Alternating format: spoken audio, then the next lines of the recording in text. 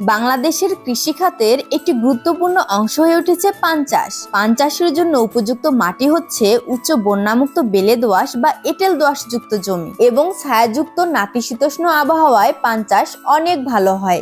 রংপুর, সুনামগঞ্জ, কুমিল্লা এবং যশোর সহ দেশের বিভিন্ন অঞ্চলে পান চাষ হলেও বর্তমানে গাইবান্ধার সুন্দরগঞ্জেও কিন্তু পান চাষের জন্য ব্যাপক আলোড়ন সৃষ্টি করেছে। আর এই আলোড়ন সৃষ্টির পেছনে সুন্দরগঞ্জের সফল পান চাষীদের অবদান অনেক। তাদের মধ্যে একজন উল্লেখযোগ্য সফল পান চাষী সেলিম মিয়া, যিনি এক যুগেরও বেশি সময় ধরে পান চাষ করে সুন্দরগঞ্জের কঞ্চিবাড়ি ইউনিয়নে ব্যাপক সুনাম ছড়িয়েছে। আজকের ভিডিওতে আমরা জানবো পান চাষের আদ্যপান্ত ও সেলিম মিয়ার সফল পান চাষী হওয়ার গল্প। আসসালামু আলাইকুম সেলিম ভাই। ওয়ালাইকুম আসসালাম। ভালো আছেন? ভালো আছি ভাই। দেখতে পাচ্ছি আপনার পানের বড় যে চমৎকার ফলন এসেছে। তো আপনি সর্বমোট কতটুকু জমিতে পানের চাষ করেছেন? আমার সর্বমোট 30 শতক জমির মধ্যে পানের বড় আছে। হ্যাঁ।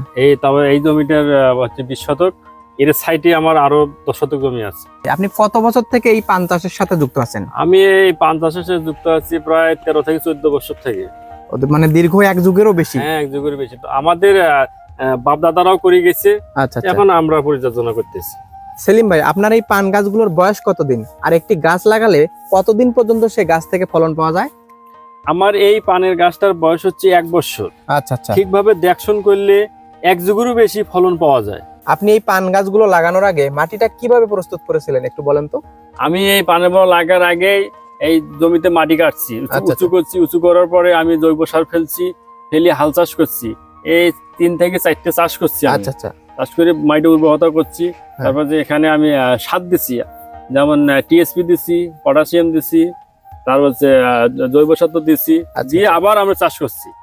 তারপর এই জমিতে পানি দিছিলাম, পানি দিয়ে জমিতে মাটি কাটছিলাম। তো জমিটা উঁচে ছিল, উর্বরতা ছিল, পানি দিয়ে ডাবে দিছি।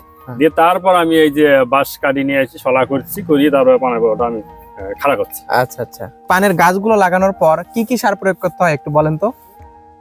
আমরা পানের গাছের গোড়ায় আগে ঝুরঝুরাকে মাটি দেই। আচ্ছা। দিয়ে তারপরে সার ব্যবহার করি, যেমন টিএসপি দেই, ড্যাপ ব্যবহার করি, তারপরে আমরা শেষে খোল দিই। সেলিম ভাই, এই পানের গাছ তো জলাবদ্ধতা সহ্য করতে পারে না, এজন্য তো গোড়ায় মাটি দিতে হয়, তাই না?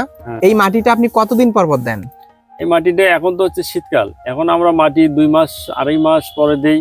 আবার যখন বর্ষাকাল আসে, সে সময় বৃষ্টি হলে মাটি ধুয়ে বাইরে হয়ে যায়, তখন আমরা 15 দিন 20 দিন পর মাটি দিই। মাটি ঝুরঝুরে করে নিয়ে আসি, গোড়ায় গোড়ায় মাটি দিই। আপনি এই পানের বরজে দৈনিক কত ঘন্টা সময় দেন এবং কিভাবে পরিচর্যা করেন প্রতিদিন? আমি এখানে প্রতিদিন 2 ঘন্টা 3 ঘন্টা এখানে পরিচর্যা করি। করি, দেখশন করি যে এখানে কোনো কিছু দেওয়া লাগবে নাকি, বা গাছ একটা হেলে ঢুলে পড়ে গেল নাকি, তাকে আবার জুন দিয়ে বাউন্ড দিতে হয়।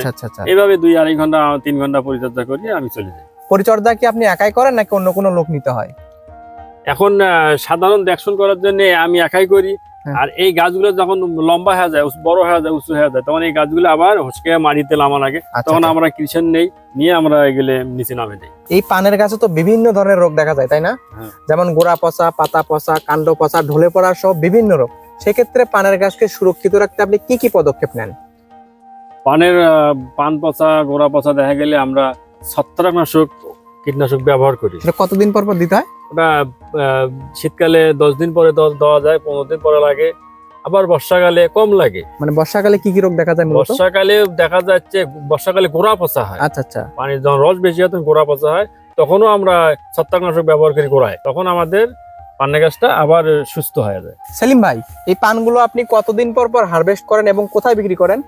2 সপ্তাহ 3 সপ্তাহ পর আমরা পান তুলিয়ে এখানে আমাদের ধুবড়ি বাজারে পানের হাট লাগে, ওখানে দূর দূরান্ত থেকে ব্যাপারী আসে, ওখান থেকে পান নিয়ে যায়। দেখতে পাচ্ছি আপনি পানের বরজের বেড়া হিসেবে পাটখড়ি এবং ছাউনি হিসেবেও পাটখড়ি ব্যবহার করেছেন। তো এগুলো কতদিন পর চেঞ্জ করতে হয়? পাটখড়ি দিয়ে বেড়া আবার ছাউনি দিলে আমাদের 2 বছর পর চেঞ্জ করতে হয়। এখানে দেখতে পাচ্ছি বাঁশের খুঁটি ইউজ করেছেন, এটা কতদিন পর চেঞ্জ করতে হয়?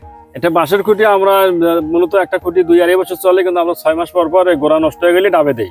সেলিম ভাই, এই পানের চাষ তো একটা দীর্ঘস্থায়ী ব্যবসা বলা যায়, তাই না?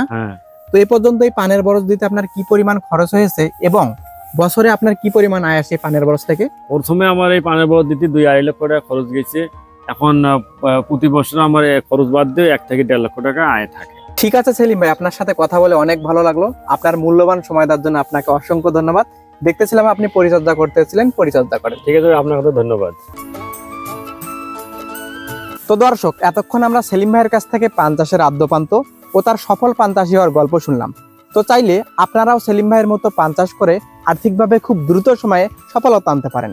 মাটিকে ভালোবাসুন, কৃষিকে ভালোবাসুন এবং আমাদের ভয়েস অফ এগ্রো পেজের সাথেই থাকুন।